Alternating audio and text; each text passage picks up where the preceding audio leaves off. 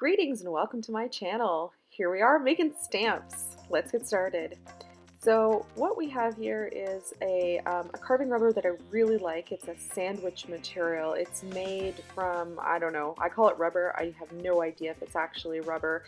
It comes as a sandwich formula, which is these three, in this case, colors, and I'm just going to do a transfer.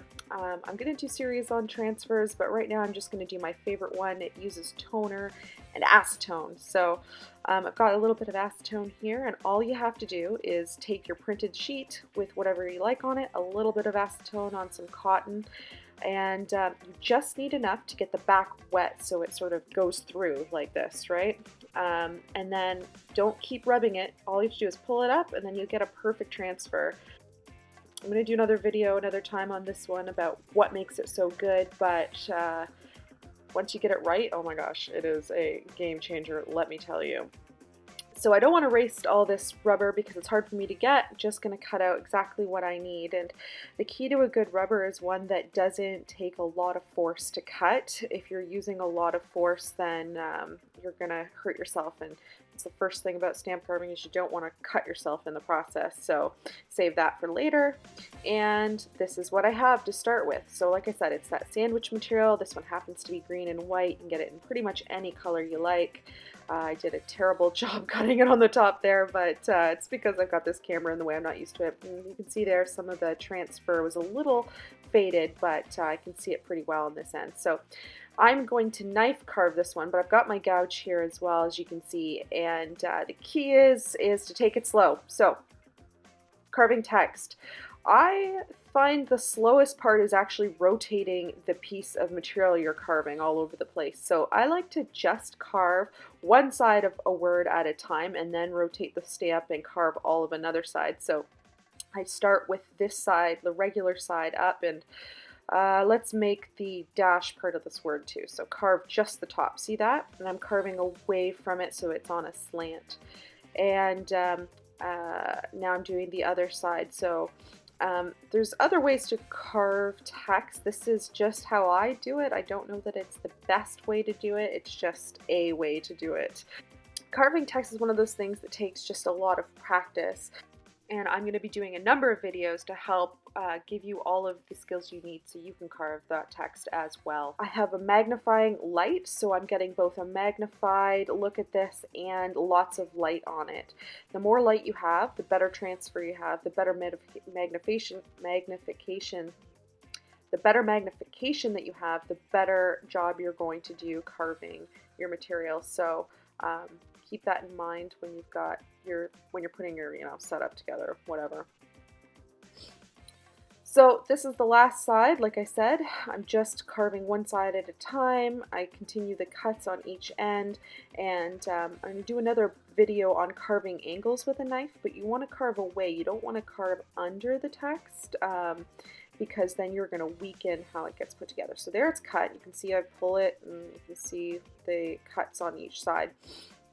Then, this is the hard part, or part that you can go badly wrong really quickly, is you've got to go back around it and do it in a way that actually is not going to undermine what you've just cut out.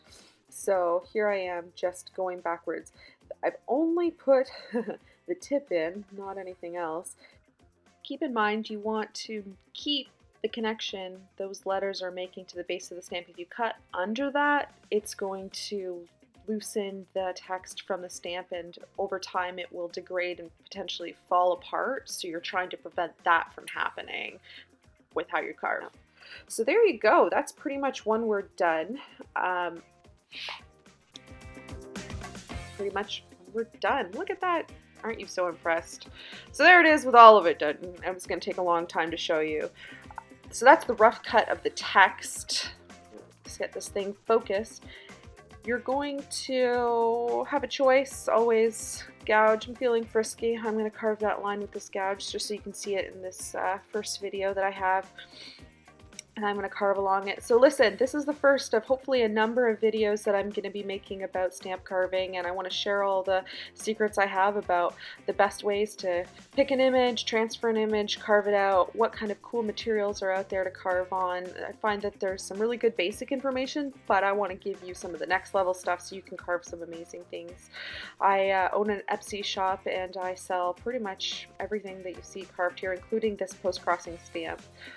If you don't know what post-crossing is, it's fun. You can mail postcards all over the world and receive them from all kinds of countries, and you're required to put a post-crossing ID. So that's what this is. This is an ID stamp so that you can put in the US code number so that the person receiving it can register it. And there's a website for that, and I can post that down below. But in any event, please hit subscribe. This is the first of hopefully many videos that I'm going to be making about the fine art of stamp carving.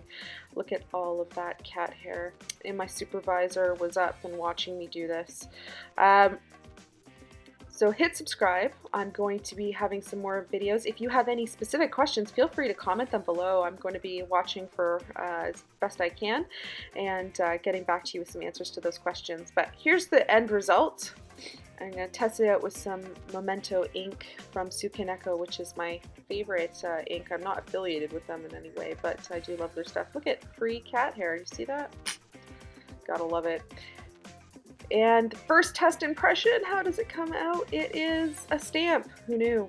Okay, so I don't know if you can see this, but I am looking at a couple places. The N here is a little and I don't like the top of that U. So I use the test print to make sure that I get it carved well, and oh, okay, so the N wasn't anything other than cat hair, so I guess the N is proper. We'll check that out in a second. I'm going to shave a teeny bit more off on the top of that U. It was the very first cut I made in this video, I think, if you go back. Didn't get it right. I was nervous for you guys. I was so nervous. So let's ink that up again, and let's see, and it's a stamp. So there you go. Okay guys, so that's my first video of carving stamps. Let me know what you liked, let me know what you hated. Do you hate the sound of my voice? I kind of hate the sound of my voice. So go down below, hit subscribe. There are more videos on their way. I want to share with you all my tips and tricks for making gorgeous stamps, as well as show you my favorite carving materials, tools, inks. So let me know in the comments what information you're looking forward to the most, and I'll try to get that out to you as soon as I can. Thank you so much for watching, and happy carving!